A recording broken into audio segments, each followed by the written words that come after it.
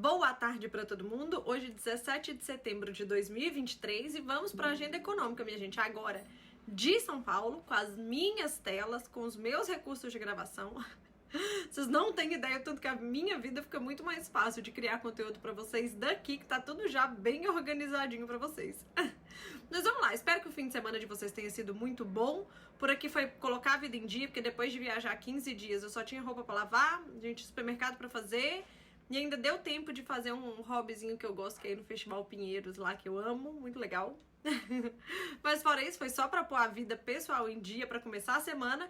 E também, nada mais justo, não podemos pular aí, deixar a vida em dia atualizada nos mercados antes da gente começar a semana, tá? Então, se vocês gostarem do conteúdo, de antemão, considerem deixar o like de vocês e convidar mais pessoas pra assistirem os conteúdos, né? Porque nesse mundo de rede social é assim que funciona. Quanto mais likes vocês dão, mais esse vídeo chega pra outras pessoas. Por isso que é muito importante pra mim o like que você dá. Tá bom? Mas vamos falar de mercados, minha gente? Bora!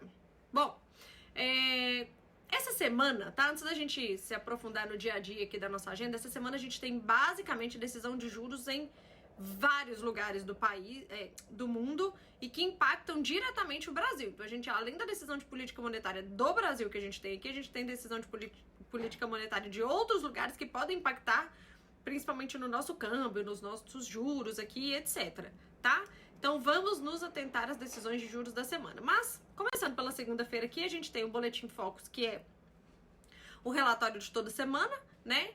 Na segunda-feira também a gente vai ter o IGP-10, que é uma outra métrica aí de calcular a nossa inflação, e o IBCBR, que é a prévia do nosso PIB, tá? Lembrando que na nossa série de indicadores econômicos a gente tem um vídeo falando sobre o PIB aqui no Brasil, e eu falo um pouquinho do IBCBR. Quem não assistiu, vai lá e assiste para não ficar sem entender esse conteúdo, ok? O IBCBR, minha gente, não investe, inclusive ele tá tanto na segunda ou na terça-feira, mas eu preferi manter na segunda aqui pra gente poder acompanhar. Se não sai na segunda, sai na terça, tá? Na segunda-feira, nos Estados Unidos, começam aí uma série de indicadores relacionados ao setor imobiliário, tá? Vão ter indicadores praticamente todos os dias do setor imobiliário dos Estados Unidos, e na segunda-feira esse índice NAHB, tá? Não costuma, no contexto atual que estamos, fazer preço no mercado, mas a gente vai acompanhar isso daí, ok? Quando a gente vai na terça-feira, minha gente, a gente tem o CPI, que é a inflação ao consumidor na zona do euro. Recapitulando, na semana passada teve decisão de juros por lá.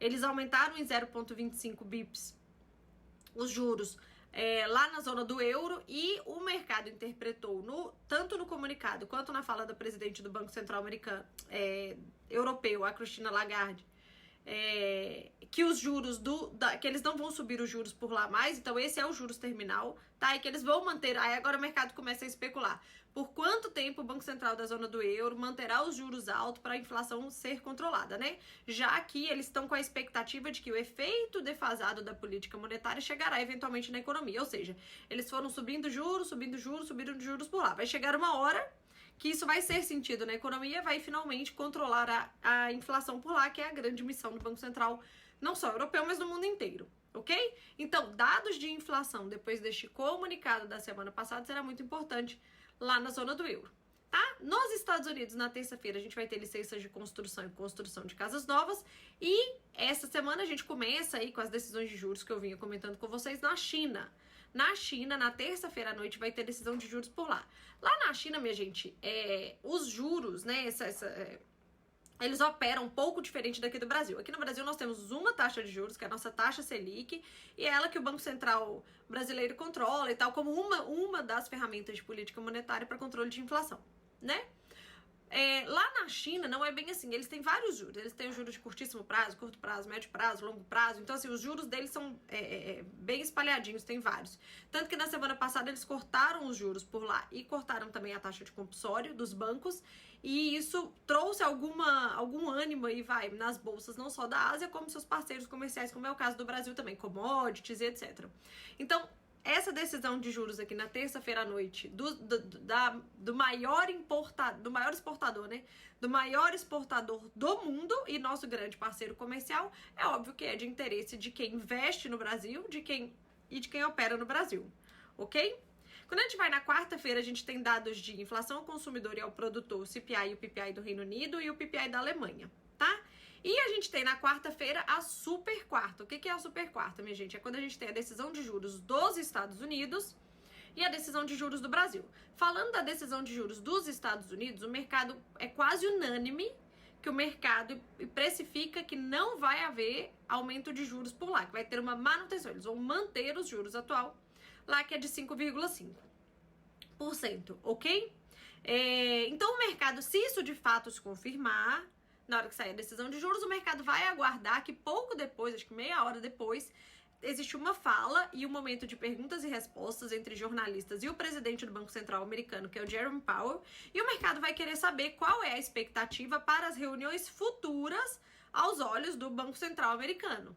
Ok? Então, assim, se não tiver nenhum aumento, manutenção da taxa de juros nos Estados Unidos, beleza, isso já está no preço. Pode trazer volatilidade, que a liquidez vai estar baixa naquele instante. Então, está no preço. O mercado vai aguardar a fala do Jerome Powell, que é o presidente do Banco Central americano. Ok?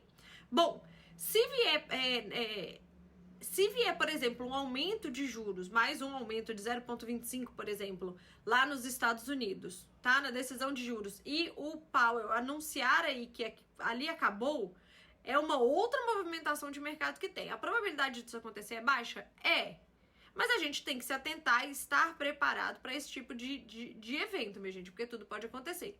Tá? Mas de qualquer forma, o que o mercado de fato acredita que vai acontecer é uma manutenção dos juros e aguardar a fala do Powell em relação às próximas reuniões lá nos Estados Unidos.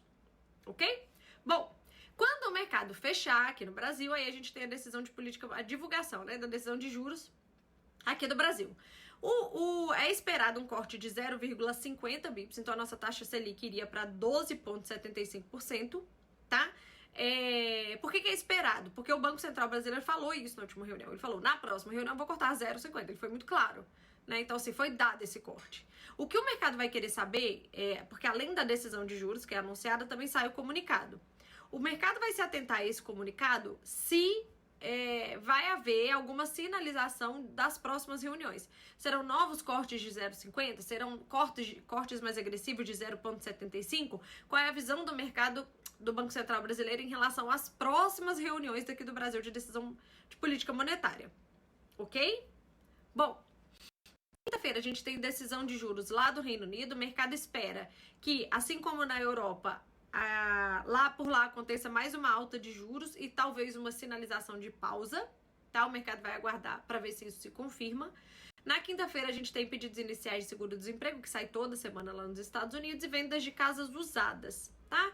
Por fim, também na quinta-feira a gente tem confiança do consumidor na zona do euro, ok? Na sexta-feira, minha gente, a gente tem decisão de juros lá do Japão.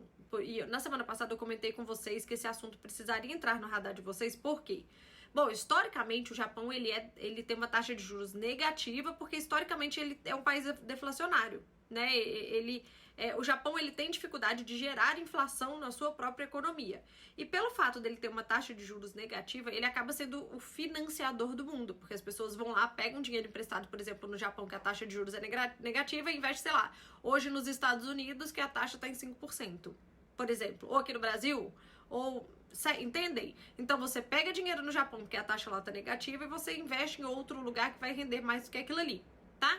Só que desde a semana passada o presidente do Banco Central japonês, ele vem sinalizando que como a inflação por lá tá subindo e assim, o Banco Central japonês, ele permitiu até certo ponto que a inflação do Japão subisse, porque isso é bom, isso é estimulativo para a economia, né? Assim, isso significa, na verdade, que a economia tá estimulada.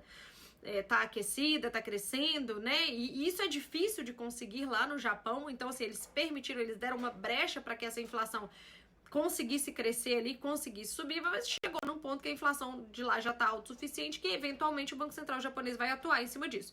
Vai ser agora? Provável que não. A sinalização que o Banco Central japonês tem começado a fazer ao mercado é que isso aconteça, que eles comecem a mexer nessa taxa de juros por lá a partir do ano que vem. Então, assim, mais importante do que a própria decisão de juros do Japão, que vai ser na sexta-feira, de novo, é o comunicado. O mercado vai querer mais pistas sobre esta nova estratégia, sobre esse início de um ciclo de alta de juros lá do Japão, ok? Vale lembrar que isso pode ser um problemão, porque o Japão ele acaba sendo, sim, um dos grandes financiadores do mundo, ok? Uma fala uma fala mais hawkish, né? Uma fala do Banco Central japonês pode mexer, é capaz de mexer no câmbio do mundo inteiro, tá? Então, por exemplo, eu opero dólar, e para quem opera câmbio, né, de um modo geral, acompanhar isso daí vai ser importante, ok? Bom, além disso, na sexta-feira tem vendas do varejo do Reino Unido e PMI do Reino Unido, PMIs, né, de industrial, serviço composto do Reino Unido, zona do euro, Alemanha e nos Estados Unidos. Ok? Além disso, obviamente, que essa semana a gente vai seguir acompanhando todas as movimentações, principalmente em relação ao fiscal do país lá de Brasília, tá? Nós vamos acompanhar estímulos que possam surgir vindos da China, que acaba movimentando nossa bolsa aqui no Brasil também. Movimenta commodities, movimenta nossa bolsa, né? E movimentações, existe um tema que está entrando no radar dos investidores que é relacionado à dívida americana. A gente pode até falar disso num outro momento, mas o mercado ele tem acompanhado um pouco mais de perto o crescimento da dívida americana, que está tomando uma proporção gigantesca, né? Mas enfim, vamos acompanhar isso também. Então, deixa eu voltar para cá. Pronto. De antemão, já desejo uma ótima semana para todo mundo. Essa semana, drives da semana, quarta-feira, decisão de política monetária dos Estados Unidos e do Brasil. Sexta-feira, decisão de política monetária no Japão, tá? Mas mais importante de todos é na quarta-feira, tá? Então, para quem opera, cuidado, uma ótima semana para todo mundo. E a gente se vê amanhã no vídeo. Se gostarem do conteúdo, de novo, reforço, deixa um likezinho aí para espalhar esse conteúdo para mais pessoas, né? E até o vídeo de amanhã. Um beijo.